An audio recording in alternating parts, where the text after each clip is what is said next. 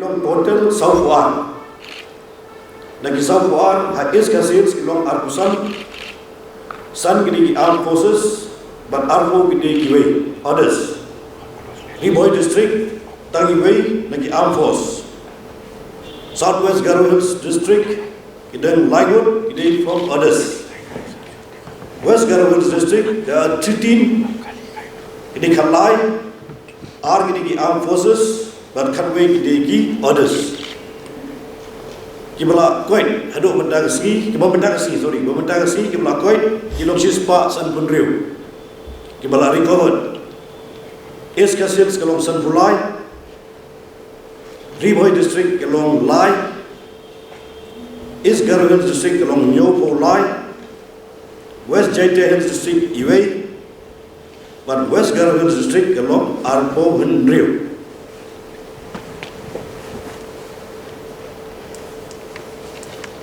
Then we come to the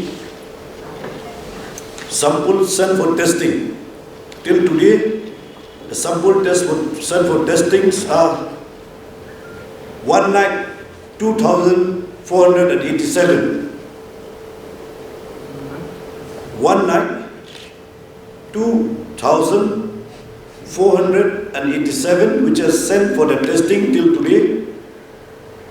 And those who are tested negative till today, they are 98,345. Those who are tested negative till today, they are 98,345. The number of tests till we are waiting for the report or the result, there are 1,066.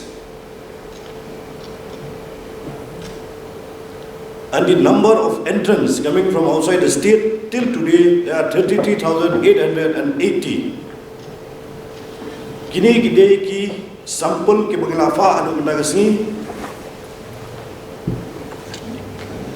Jomu Pratrik September kilong silak 6,000 sauspa frabunyo ke balada tes yang kita pernah juga dia baru belum negatif kilong kenai bupra hajar laispa sahusan nanta ke bilang up pada yang report aduh benda kilong siajar ribu pada gitu ke bilang pai pada nampak sebar juga state Meghalaya kilong life fulai hajar praspa prafau ki balong benda kesini ya ki balong buka nak ki sapu armut ki big kilong ne is kasils arbusan wood kanwe kilong ki high risk ar ki health workers lapo Bethany Hospital San Gidegi Armed Forces, Hinyo Gidegi ILI cases, Nariboy District, Iway Gidegi Napo Armed Force, Southwest Garo Hills District, Kilong Lai,